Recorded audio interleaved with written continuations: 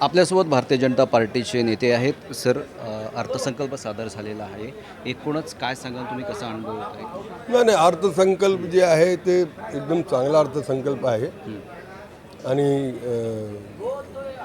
याच्यामध्ये मोठा घोषणा जी झालेली आहे, लाडकी बहीण 1500 रुपये सर्व महाराष्ट्राची आमची जितकी महिला बहीण आणि माता भगिनी आहे त्यांना देणार आहे सरकार. आणि मोठी मोठी योजना आहे, इन्फ्रास्ट्रक्चरचा आहे, वारकरींसाठी आहे. ते हा महाराष्ट्र संतांची भूमी आहे. संत तुकाराम आणि एकनाथ ज्ञानेश्वर सर्व झालेले. तर वारकरींसाठी एक 20,000 रुपये सर्व मंडळाला देण्याचं काम ह्या सरकारने केलेलं आहे.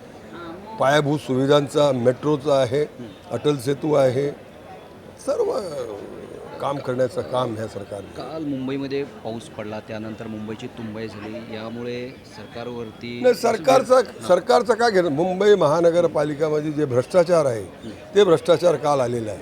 ह्याच्यासाठी त्याचं आम्ही डिमांड करतो की श्वेतपत्र काढायला पाहिजे. 300-400 कोटी दरवर्षाने मोठा नाला लहान नाला सर्व साफ करण्यासाठी बजेट पास होतो. ते पैसे कोणी खातो, कॉन्ट्रॅक्टरच्या माध्यमातून अधिकारीचा खिशात जातो.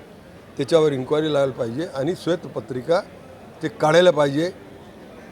सरकारचं काय घेण्यात येणार. मुंबई महानगरपालिका आहे, मुंबई महानगरपालिकावर प्रशासक जाऊन बसलेला आहे. सरकार आदेश देऊ शकतो. काम करणारा तिथे अधिकारी वर्ग आहे, हे मोठा भ्रष्टाचार करत आहे. नगरसेवक होते पूर्वी, ते बघत होते, आता नगरसेवक नाही. तर सरकारवर जे आरोप लावतात ते चुकीचं आहे. 25 वर्ष तिथे उबाटा सैनाची सत्ता होती आणि 25 वर्ष जे आज शिंदे सरकार, फडणवीस सरकार जे आज करत आहे 2 वर्षापासून जे आज काम सुरू केलेलं ते 25 वर्ष पूर्वी करायला पाहिजे होतं, तर मुंबईचा तुंबई नाही झाला असता. नक्कीच. थँक्यू, धन्यवाद सर आमच्याशी संवाद साधल्याबद्दल. हे होते भारतीय जनता पार्टीचे नेते राजन सिंग. मी गुणवंत दांगा, DRV न्यूज, मुंबई.